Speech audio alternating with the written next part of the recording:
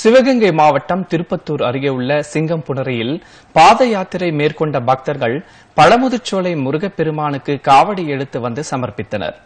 முருகப்பெருமானின் 6வது படைவீடான பழமுதிர்ச்சோலை திருக்கோயில் மதுரை மாவட்டம் அழகர் கோவிலில் உள்ள மலையில் அமைந்துள்ளது.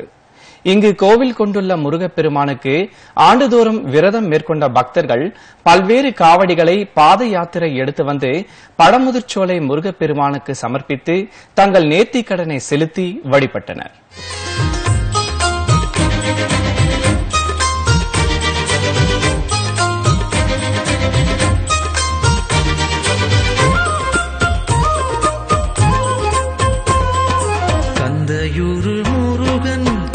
தமிழ் தலைவன் யாழ்ப்பாண தமிழிசைத்தான் மலையேறி முருகன் விளையாடிக் கொண்டு குறை தீர்க்க வடிவெடுத்தான். நெல்லை ஆரியாஸ் மஹாலில் ஸ்ரீமத் பாகவத சப்தாகம் நடைபெற்றது. இதில் பக்தர்கள் கலந்து கொண்டு ஜீயர் சுவாமிகளின் ஆசி பெற்றனர்.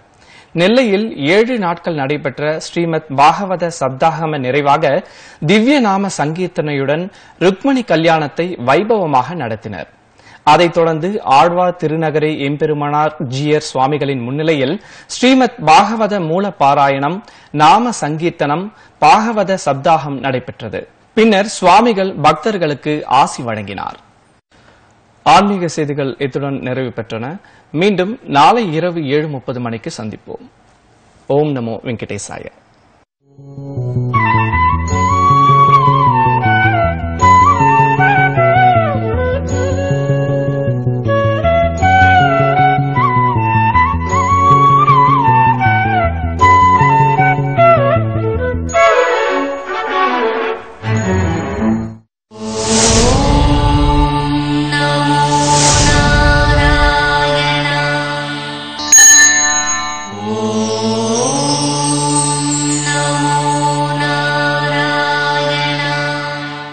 ஆன்மீக செய்திகள் இணைந்து வழங்கியோர் Freedom physically refined rice bran oil மற்றும் Amrutanjan pain balm extra power. ఈ రోజు నుంచి వంటలన్నీ కొత్త ఫ్రీడమ్ రైస్ బ్రాన్ ఆయిల్ తోనే. ఇది ఫిజికలీ రిఫైన్డ్ అంటే ఎక్కువ ఒరైజనాల్. ఇది చెడు కొలెస్ట్రాల్ ని తగ్గించి మంచి కొలెస్ట్రాల్ ని పెంచుతుంది. అత్తయ్య ఇవన్నీ మీకెలా తెలుసు? నేను డాక్టర్ కంటే తక్కువ ఏంటి? ఫ్రీడమ్ రైస్ బ్రాన్ ఆయిల్, ఇందులో 10,000 ppm కు పైగా ఒరైజనాల్ ఉంది.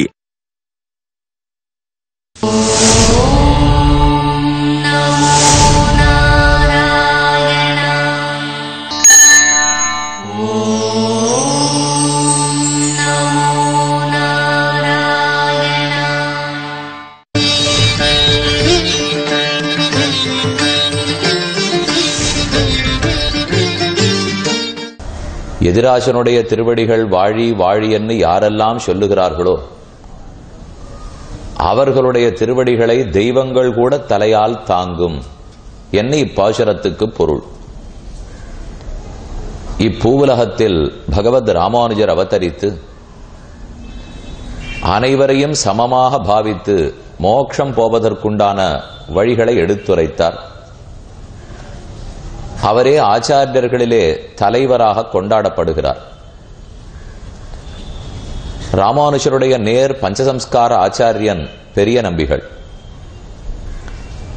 ஆளவந்தாருக்கு 5 சிஷ்யர்கள் பிரதானமானவர்கள். அந்த 5 பேரிடத்திலேயும் ராமானுஜர் கற்றார்ங்கிறதை பார்த்திருக்கோம். இப்ப நாம் அனுபவிக்க வேண்டியது ரொம்ப முக்கியமான சில சரித்திரங்கள். துவய மகாமந்திரத்தின் அர்த்தத்தை மிகவும் விளக்கமாக தெரிஞ்சுக்கணுங்கிறது ராமானுஜருடைய பேரவா ஆசை.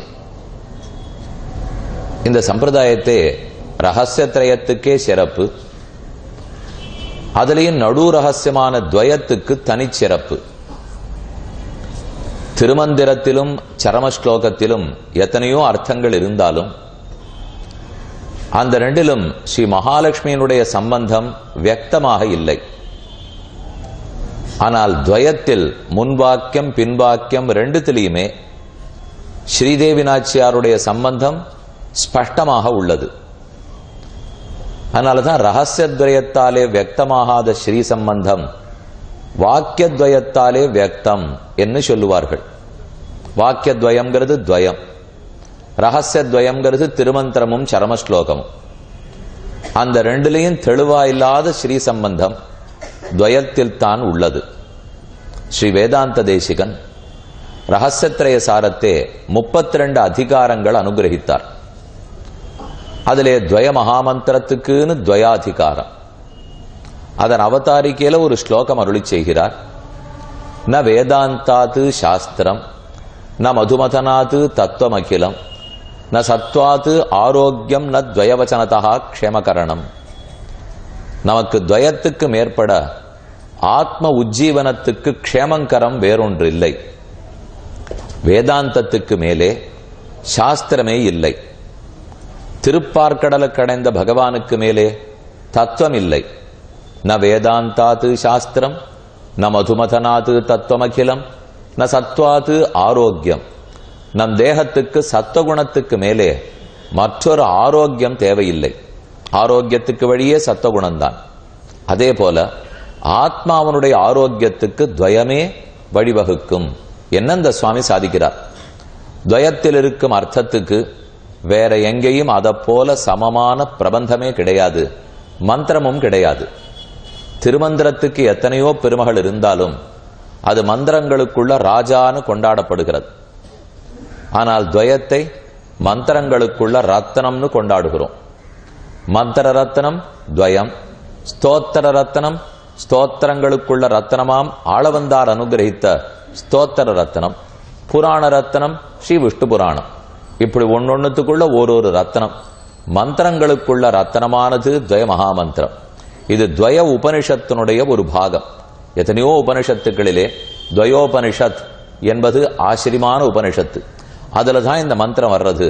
முதல் வாக்கியத்தை ஸ்ரீமன் நாராயண சரணவ் என்று தொடங்கி சரணம் பிரபத்தியன்னு சொல்லிட்டு இதம் பூர்ணம் அதப் பூர்ணம் பூர்ணாத் பூர்ணம் உத்ரிச்சதே பூர்ணஸ்ய பூர்ணமாதாய பூர்ணமேவாவசிஷ்யதே சர்வம் பூர்ணம் சஹோம் ஸ்ரீமதே நாராயணாய நமஹா என்னுதான் துவய வாக்கியமே துவயோபனிஷத்தில் உள்ளது. அந்த உபனிஷத்தில் இருக்கிறதே முன்னும் பின்னுமான 2 வாக்கியங்கள். நடுவில் இருக்கிற நிறைய வாக்கியங்களை தவிர்த்து முதல் வாக்கியம் கடைசி வாக்கியத்தை சேர்த்து துவயம் துவயம்னு பூர்வர்கள் ஏற்படுத்தி வைத்துள்ளார்கள். இந்த துவயத்தை கேட்டுக்கிறதுக்கு தான் ஆச்சாரியர்களிடத்திலே சிஷ்யர்கள் எல்லாம் படுகாடு கடந்து அது 1 மாசம் பட்டினி இருப்பதோ 6 மாசம் கைங்கரியம் பண்ணுவதோ 1 வருஷத்துக்கு இருப்பதோ இப்படி ஏதோ செய்து துவயத்தின் சாரார்த்தத்தை தான் பெறுகிறோம். ராமானுஜருக்கு பெரிய நம்பிகள் மதுராந்தகத்திலே திருவிலச்சனை சமர்ப்பித்து திருமந்திரம் துவயம் சரமஸ்லோகத்தை உபதேசிச்சுட்டார். ஆனா அதனுடைய ஆழ்ந்த கருத்துக்களை தெரிஞ்சுக்கணும்னு சுவாமி திருவுள்ளத்தில் ஆசை. அதை தெரிஞ்சு போங்கிறதுக்காக மறுபடியும் பெரிய நம்பிகளிடத்திலே போய் பிரார்த்திக்கிறார். அவரும் மற்றொரு பல தடவை துவயத்தை கேட்டாலும் சட்டென்று மனசுல நிற்காது. அதனுடைய பொருள் மனசுல நின்னுட்டாலும் அதன்படி வாழ்வது துர்லபத்திலும் துர்லபம். பூர்வர்கள் சொல்லும் போதே திருமந்திரத்திலே பிறந்து துவயத்திலே வளர்ந்து துவயேக நிஷ்டனாக போருவீர் என்று சொல்லுவார்கள். நாம பிறக்கணும்னா திருமந்திரத்துல தான் பிறக்கணும். ஏன்னா பகவானுக்கும் ஜீவாத்மாவுக்கும் உண்டான சம்பந்தம் அவருக்கு நமக்கு என்ன தொடர்புங்கிறதே திருமந்திரத்துல தான் இருக்கு.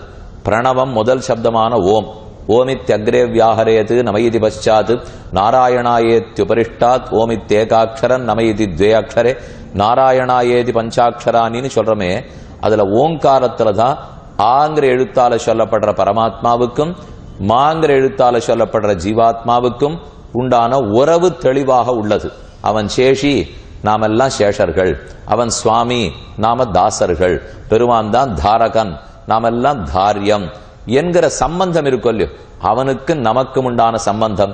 அவர் தான் காரணம், நாம் எல்லாரும் காரியம். அவர் பிதா, நாம் எல்லாரும் புத்திரர்கள். இதெல்லாத்தையும் பிரணவன் தான் நமக்கு புரிய வைக்கிறது. அப்போ ஒரு ஜீவாத்மா பிறக்கிறான்னு சொன்னால் திருமந்திரத்திலே தான் பிறக்க வேண்டும். பிறத்தல்னா என்ன? ஞானம் பிறத்தல்னு அர்த்தம்.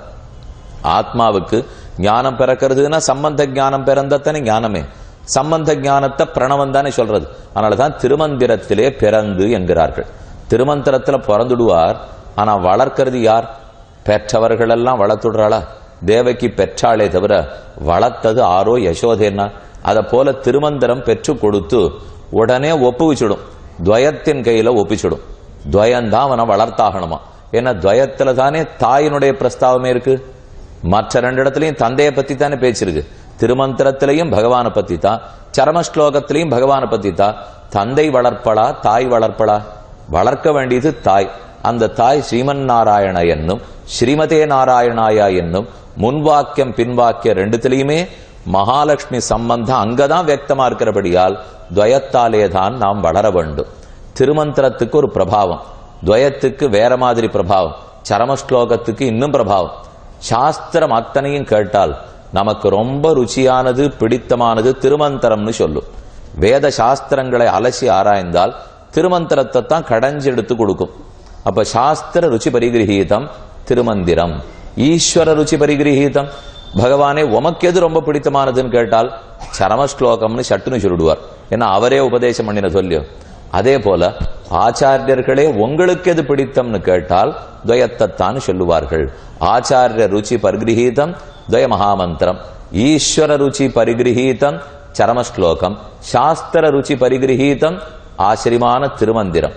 அப்ப திருமந்திரத்துல இல்லாத அர்த்தங்கள் எல்லாம் கூட துவயத்திலே உண்டு. அதை தெரிஞ்சுக்கணும்னு சுவாமி காசே திருமந்திரத்தையும் சரமஸ்லோகார்த்தத்தையும் திருக்கோட்டியூர் நம்பிகளிடத்துல போய் கேட்டுக்க போறார். துவயார்த்தத்தை பெரிய நம்பிகளிடத்திலே கேட்டுக்கொள்ளுகிறாள். ஸ்ரீ ராமாயணார்த்தத்தை பெரிய திருமல நம்பிகளிடத்தே வாசித்தார். திருவாய்மொழியின் கருத்துக்களை எல்லாம் திருமாலையாண்டானிடத்தே வாசித்தார்.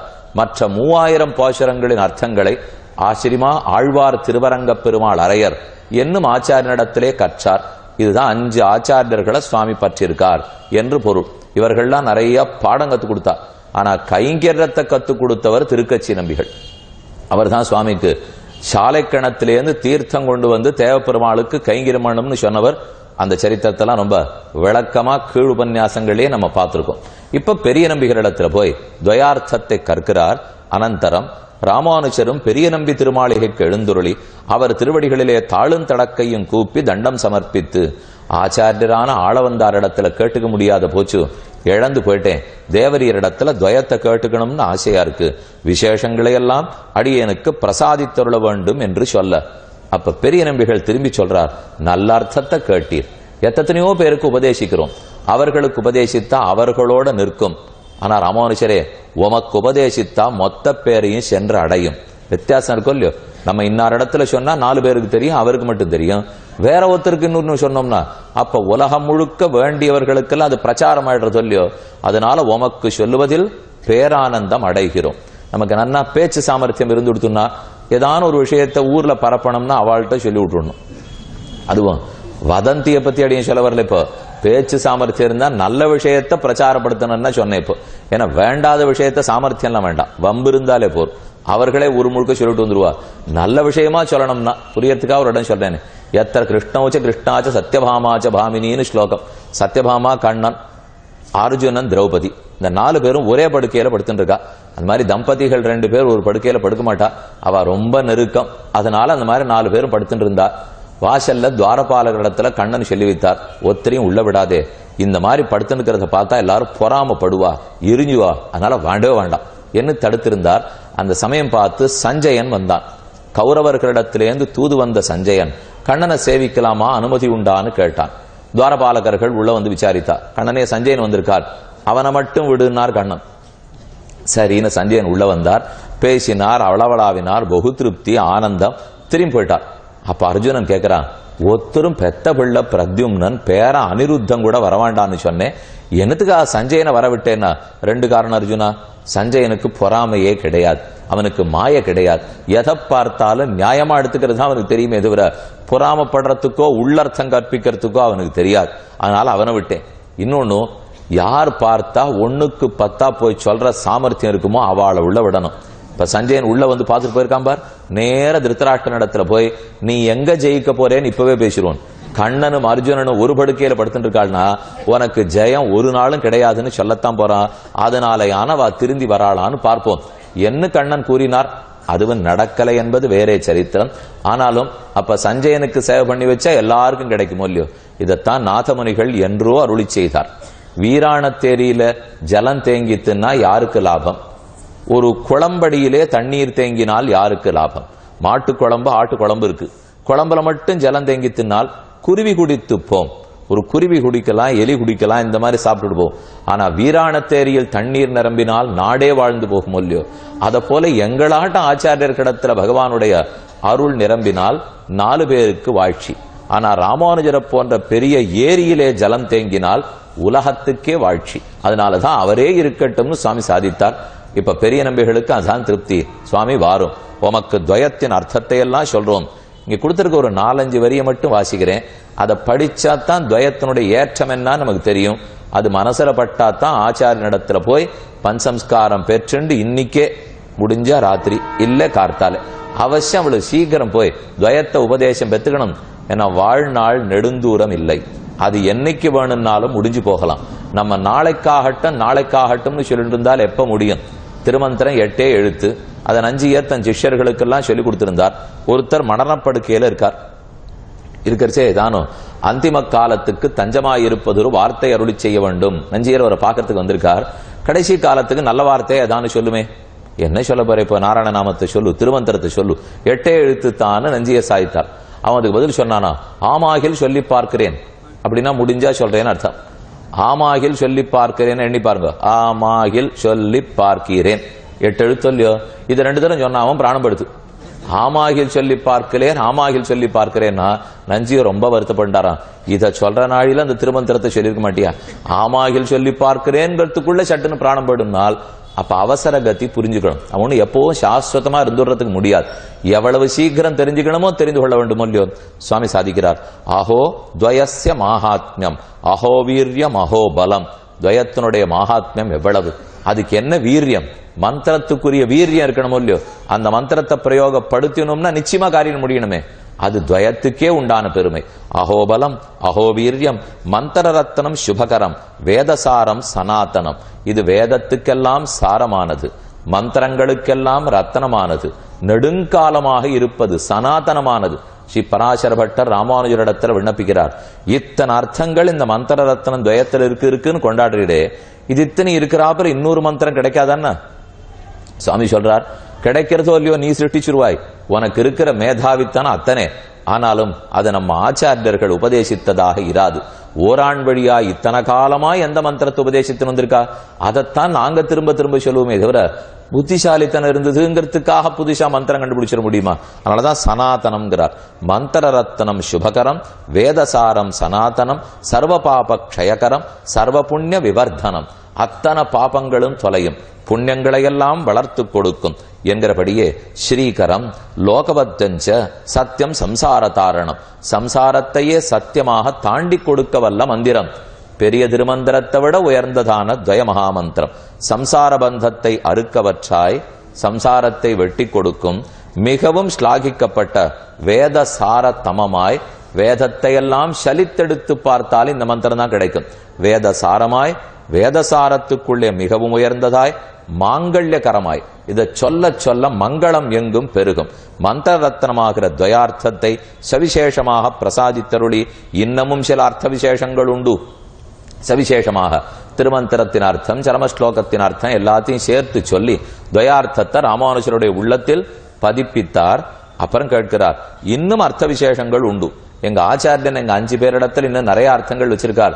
நீர் போய் மற்ற பேரிடத்துல கேட்டுக்கொள்ளும். நம்ம இடத்துல துவயத்தை கேட்டுனுட்டீர், மற்ற பேரிடத்துல மற்றதையும் போய் கேட்டுக்கும்னு சாதித்தார்.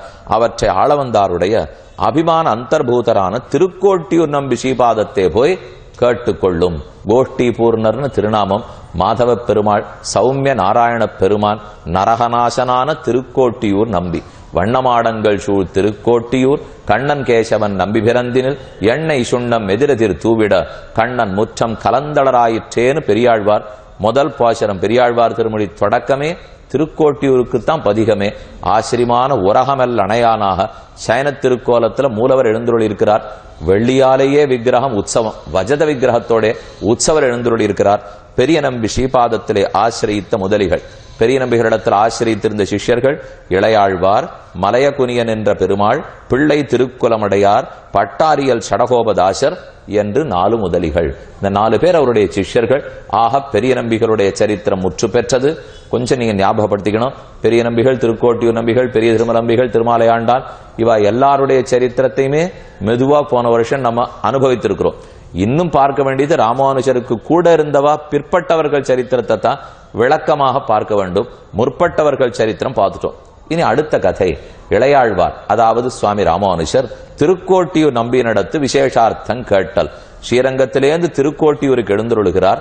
விசேஷார்த்தம்ங்கிறது திருமந்திரத்தையும் சரமஸ்லோகத்தையும் கேட்டல். இந்த சரித்திரம், இந்த கேட்டுண்ட மந்திரம் எவ்வளவு பிரசித்தமோ இந்த சரித்திரம் அதை விட பிரசித்தி. ஏன்னா லோகத்து முழுக்க எல்லாருக்கும் தெரிஞ்சதே ராமானுஜ சரித்திரம்னு சொன்னால் திருக்கோட்டியூர் விமானத்தில் ஏறி எல்லாருக்கும் உபதேசித்தார். இது கண்டிப்பா எல்லாருக்கும் தெரியுமோ இல்லையோ. தான் வாழாவிட்டாலும் தான் நரகத்துக்கு போனாலும் அத்தனை பேரும் மோட்சத்துக்கு போகணுங்கிற ஆசைப்பட்டாருங்கிற சரித்திரம் பிரசித்தமான சரித்திரம். ராமானுஜர் ஸ்ரீரங்கத்திலேருந்து புறப்படுறார். ராமானுஜரும் அங்கேற எழுந்தருளி திருக்கோட்டியூர் வாசிகளான மாற்றிலி சேரிட்டு தேசவார்த்தை படைக்கும் அவர்களை நம்பு திருமாளிகை எங்கே? சுவாமி ஸ்ரீரங்கத்திலேருந்து திருக்கோட்டியூர் போகணும், கிட்டக்க இல்ல, நடந்து போகணும்னா நேரமாகும். இருந்தாலும் அந்த மந்திரத்தை பெறணும், திருமந்திரமும் சரமஸ்லோகம் நமக்கு வேணுங்கிற ஆசையாலே புறப்படுகிறார். திருமந்திரம் துவயம் சரமஸ்லோகம் மூணுலையும் நமக்கு 3 அர்த்தங்கள் கிட்டும். ஒன்று, திருமந்திரத்தால சம்பந்த ஞானம் கிடைக்கும். அது கீழே விண்ணப்பிச்சே, பெருமானுக்கு நமக்கு இருக்கிற சம்பந்தம். அடுத்து சரமஸ்லோகத்தாலே பெருமானையே உபாயமா பற்றணுங்கிற விதி. அது நீ என்னையே சரம உபாயமாக பற்றுவாய், மற்ற தர்மங்களை எல்லாம் விட்டுடுவாய்னு கண்ணன் விதிக்கிறார் இல்லையோ, அதுக்கு விதி ரகசியம்னு பேர். முதல் ரகசியம் திருமந்திரத்துக்கு மந்திர ரகசியம்னு பேரு, சரமஸ்லோகத்துக்கு விதி ரகசியம்னு பேரு. ஏன்னா பெருமானுடைய விதி வாக்கியம் அதுல இருக்க, சர்வதர்மானு பரித்யஜ்ய மாமேகம் சரணம் பிரஜ அகம் துவா சர்வபாபேப்யோ மோக்ஷயிஷ்யாமி மா சுசஹா என்று கண்ணன் விதித்திருக்காரோ இல்லையோ. அதனால விதி வாக்கியத்தை விதி ரகசியம்னு சொல்லிடுறோம். நடுவுல இருக்கிறதுக்கு அனுசந்தான ரகசியம்னு சொல்லுவா, இல்ல அனுஷ்டான ரகசியம்னு சொல்லுவா. நாம பெருமான் திருவடிகள்ல சரணாகதி பண்ணுவதை சொல்றது துவயந்தான். சரணம் சரணம் பிரபத்தியேனுட்டும் கைங்கரியத்தை பிரார்த்திக்கிறோமோ இல்லையோ, ஸ்ரீமதே நாராயணாய நமஹானுட்டு சரணாகதி பண்ணிட்டு சரணாகதிக்கு பலமா கைங்கரியத்தை பிரார்த்திக்கிறதுனால் அனுஷ்டான ரகசியத்தை துவயம்னு சொல்றோம், மந்திர ரகசியத்தை திருமந்திரம்னு சொல்றோம், அதுக்கு மேலே விதி ரகசியத்தை சரமஸ்லோகம்னு சொல்றோம். சரி, அனுஷ்டானம் ஆயிடுத்து சுவாமி, துவயத்தை சொன்னேன், ஆச்சாரியனிடத்துல போனேன், அவர் மூலம் பெருமான் திருவடிகள்ல சரணாகதி அனுஷ்டிச்சுட்டேன், அப்புறம் துவயத்தை விட்டுடலாமா? சரணாகதிக்கு தானே துவயம் வேணும், அப்புறம் விட்டுடலாமான்னால் அதுக்கப்புறம் அதனுடைய நிலை மாறிடும். அது வரைக்கும் அது அனுஷ்டான ரகசியமா இருந்தது இல்லையோ, அப்புறம் அது அனுசந்தான ரகசியமா மாறிடும். விடாமல் துவயத்தை சொல்லிண்டே இருக்கணும். வெள்ளிக்கிழமையானா பல இடத்துல வாசல்ல சுத்தி போட்டிருப்பா, பார்த்திருக்கீங்க. கடைக்கடையா போனோம்னா பூசணிக்காய் சுத்தி போட்டிருப்பா, பயந்துட்டே போகணும், காலை வச்சுட்டா ஒட்டி நடுமோ வெட்டி நடுமோ என்னென்ன ஆயிடுமோ எது பிடிச்சுடுமோ பயமா இருக்கும் இல்லையோ. எதுக்கும் வாயில துவயமந்திரத்தை சொல்லிண்டே இருக்க வேண்டியதான். ஏன்னா நமக்கு மற்றபடிக்கு தாயத்து பூசித்தல் மந்திரித்தல் இதெல்லாம் நம்ம இடத்துல இல்லை. அதெல்லாம் ஏதோ க்ஷுத்ர தேவதைகள் இடத்துல போய் பண்ணிக்கிறதே தவிர பரதேவதையான பெருமானை பற்றினவன் இந்த வழிக்கு போறதில்லை. அப்ப அவருக்கு ரட்சைக்கு என்ன பண்ணுவார்னா துவயம்தான். எப்போது நம்ம வாய் ஊறாம வெளியில சத்தம் கேட்கக்கூடாது, ஆனா முணுமுணுக்கிறது மட்டும்தான் தெரியணும். உள்ளூர துவயத்தை அனுசந்தானம் பண்ணிக்கொண்டே இருக்க வேணுமா. இதே விஷயத்தை பராசர பட்டருடைய சரித்திரத்துல பார்க்க போறோம். பட்டர் 2 பேரும், பராசர பட்டரும் வேதவியாச பட்டரும் குமாரர்கள், கூரத்தாழ்வானுடைய திருக்குமாரர்கள் அவதரிச்சுட்டா ராமானுஜர் திருமாளிகைக்கு வந்து குழந்தைகளை பார்க்கணும்னு சொல்றார். அப்ப கோவிந்த பெருமாள் இப்ப எம்பார்னு சரித்திரம் பார்த்துட்டு இருக்குமே, அந்த சுவாமி 2 குழந்தைகளையும் 2 கைகள்ல ஏந்தின்னு வரார். வந்து ராமானுஜர் இடத்துல கொடுத்து உச்சி முகர்ந்து பார்க்கறதுக்காக கிட்டக்க போனவர், என்ன துவய வாசனை வீசுறதே, குழந்தைகள்கிட்ட துவயம் பரிமளிக்கிறதேன்னு சொன்னார். துவயம் கூட பரிமளம் எல்லாம் வீசுமான்னா, நம்ம அதை மந்திரம்னு கேள்விப்பட்டிருக்கோம், அதை சொன்னா காதல விழுமே தவிர மூக்கு கூட தெரியுமானால் துவயத்தோட பரிமளம் தெரியற அளவுக்கு துவயத்துல அவளுக்கு எல்லாம் ஆசை.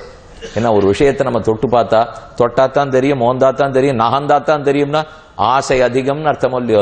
அப்போ எம்பார் சாதித்தாராம், லே குழந்தைகள் ரொம்ப தேஜஸ்விகளா இருந்தா யார் கண்ணெச்சிலானும் பட்டுட போறதேங்கிறதுக்காக ரக்ஷயா துவயம் இருக்கட்டும்ங்கிறதுக்காக காதல ஓதி வச்சேன். அந்த வாசனை தேவரீர் மூக்குக்கு தெரிஞ்சு எடுத்து போட்டிருக்கு.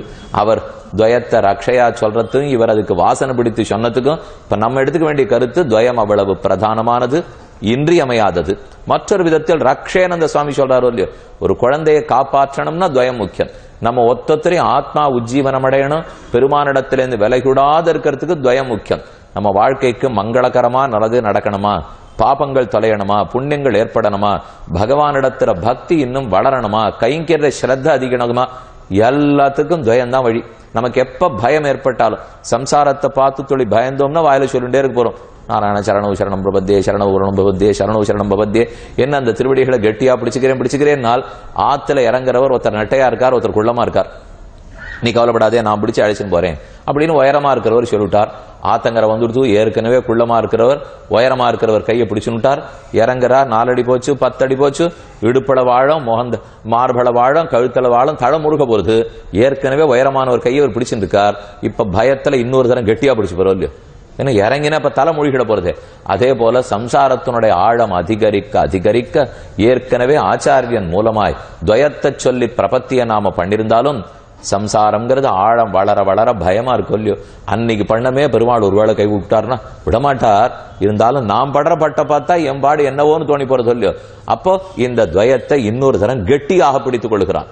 பண்ண பிரபத்தி அந்த பூர்வகிருத்தமான பிரபத்தியை திரும்ப திரும்ப ஞாபகப்படுத்திடும் பாருங்க, அதுக்கு துவயம் தேவைப்படும் இல்லையோ. அதனால சரணாகதியின் போது மட்டும்ங்கிறதல்ல, அதுக்கப்புறம் விடாம வாய் ஓயாம துவயத்தை சொல்லிண்டே இருக்க வேண்டும். ஜப்தவ்யம் குரு பரம்பரையும் துவயமும் சாதித்தார்கள். நம்முடைய குரு பரம்பரையை விடாம சொல்ல வேண்டும், துவயத்தை விடாமல் சொல்ல வேண்டும். குரு பரம்பரையை விட்டுட்டு துவயத்தை சொல்லணும்னால் அது வேற ஆச்சரியமா சாதிக்கிறார். குரு பரம்பரையை நினைக்காமல் குரு பரம்பரையை தியானிக்காமல் துவயத்தை மட்டும் சொன்னால் மற்ற மந்திரத்துக்கும் இதுக்கும் வித்தியாசமே இல்லைன்னுட்டா. இத்தனை நாள் இந்த மந்திரத்துக்கு இவ்வளவு பெருமை சொல்லிட்டு ஆனா குரு பரம்பரையை முன்னிட்டு கொள்ளாம துவயத்தை சொன்னா அப்ப கொடுத்தவரிடத்துல நன்றி இல்லாம சொன்னோம்னு ஆயிடும் இல்லையோ. அவர் தானே நம்ம கொடுத்திருக்கார், அவரை நினைச்சுட்டே சொல்லணும். ஒரு பாசுர பிரபந்த சேவையை ஆரம்பிக்கிறோம், தனியனே சொல்லாத பாட்டை சொன்னா எப்படி இருக்கும்? பாட்டு ஒண்ணு வரவே வராது. தனியன் சொன்னாத்தானே கர்த்தாவனிடத்துல நமக்கு பிரதிபத்தி இருக்குன்னு அர்த்தம்.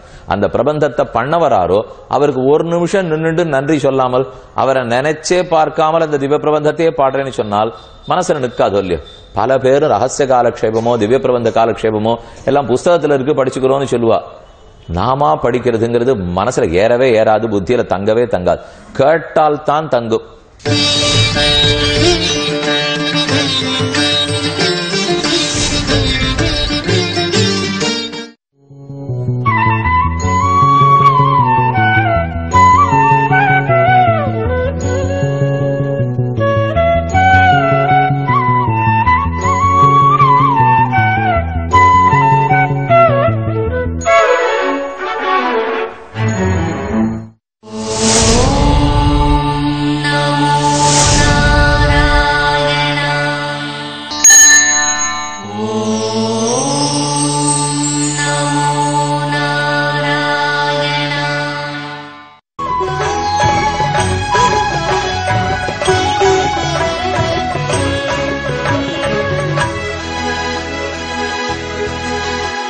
नमो आञ्जनेयं नमो दिव्यकायं नमो वायुपुत्रं नमो सूर्यमित्रम् नमो निखिलरक्षाकरं रुद्ररूपं नमो मारुतिं रामदूतं नमामि नमो वानरेशं नमो दिव्यभासं नमो वज्रदेहं नमो ब्रह्मतेजम् नमो शत्रुसंहारकं वज्रकायं नमो मारुतिं रामदूतं नमामि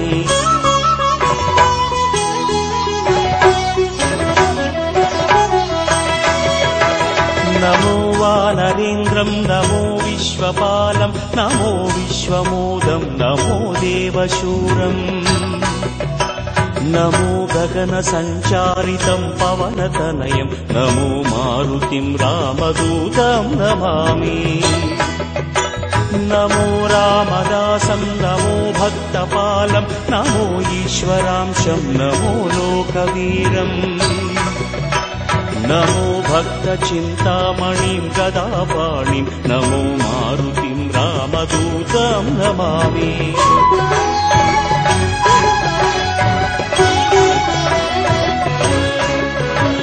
नमो पापनाशं नमो सुप्रकाशं नमो वेदसारं नमो निर्विकारम् नमो निखिलसम्पूजितं देवश्रेष्ठं नमो मारुतिं रामदूतं नमामि नमो कामरूपं नमो रौद्ररूपं नमो वायुतनयं नमो वानराग्रम् नमो भक्तवरदायकम् आत्मवासं नमो मारुतिं रामदूतं नमामि